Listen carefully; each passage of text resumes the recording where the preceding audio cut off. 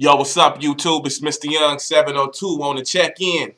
Uh, it's the saying. I got it. I'm gonna read this. Quote from the Herman Cain video that somebody posted, and I'm gonna address this. And I really hope it brings a light the lie kinda that's been going on behind the way conservative America and America views things about how they feel about us and what the Republicans gave us and Democrats gave us. It says that do your studies, my friend. Republicans gave blacks the right to vote and freed the slaves. The Democrats gave them affirmative action and welfare. How does that work out?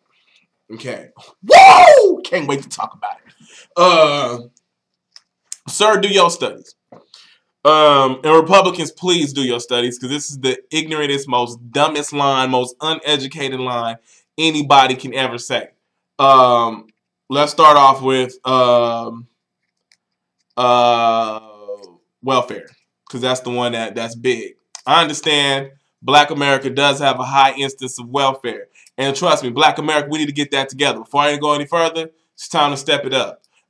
One thing I can say about lately, at least in the people I'm around, I see a lot more Black men with jobs now, even in a recession, than I have when I was younger. And maybe it's because I'm in a circle of this mystical circle of employed Black men.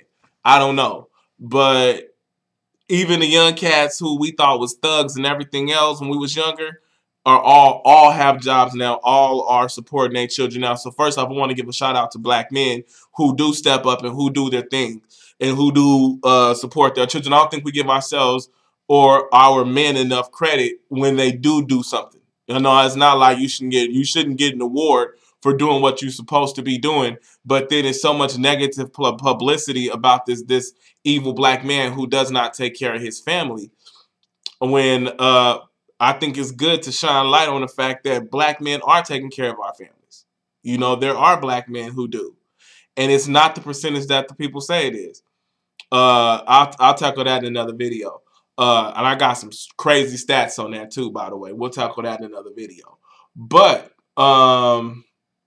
he said that, you know, nonetheless, he said that welfare was given to Blacks by Democrats. Who was our president? I'm going to look this up. I'm giving y'all this as I'm doing it. I ain't done this before. U.S. president during Depression.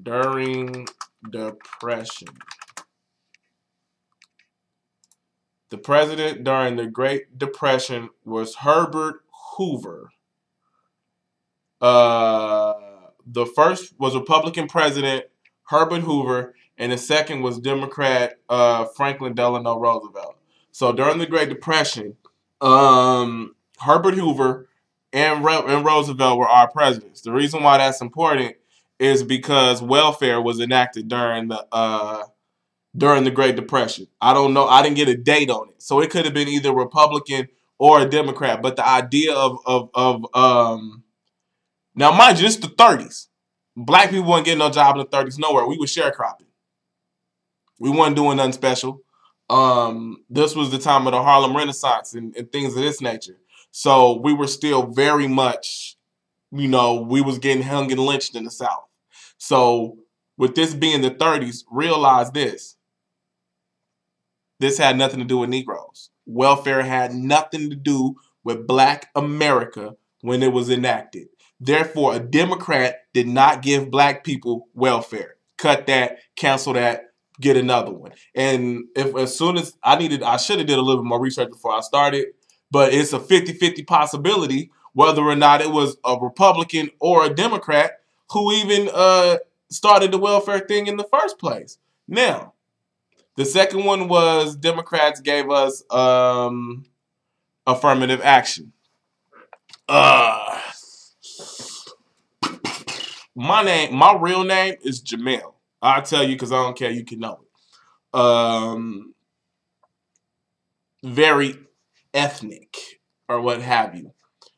I went to school to be for drafting and design. When I got out of school, I was with a job placement counselor, and we were shooting my resumes out. Matter of fact, I was one of the first students to start shooting resumes out because before then I was working as a veterinary technician.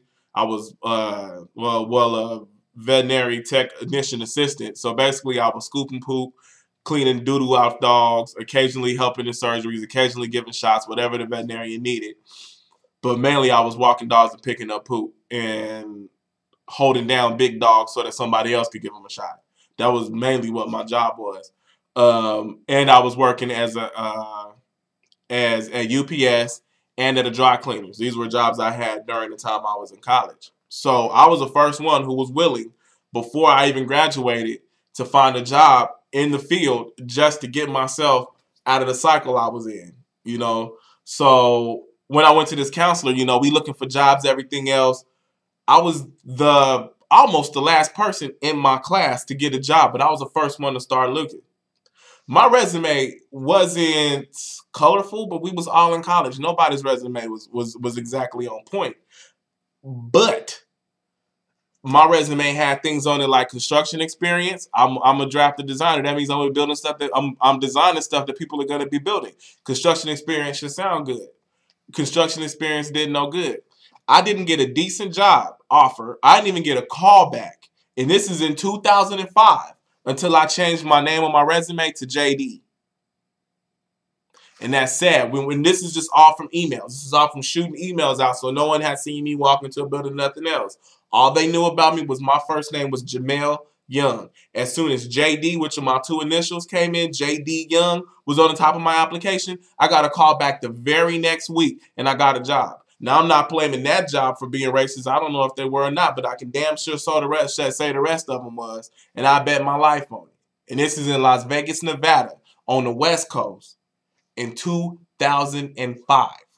This is real life. So was affirmative action needed? Hell yeah, and I stand by that to the fullest. Now, the second half of that was that Republicans gave blacks freedom from slavery and integration.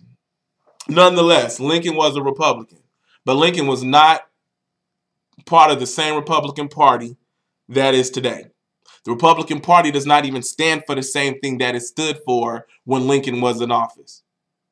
So now you're trying to say America's a republic, and all of that just came out recently because in the licks of looking for history, after it had become so detached from their history, they had to figure out why the hell they was called a Republican in the first place. And kind of find out Republic and Democrat, it had to do with the fact that Republicans wanted to their viewpoint of what that America was a republic back then, and they were dedicated to the republic.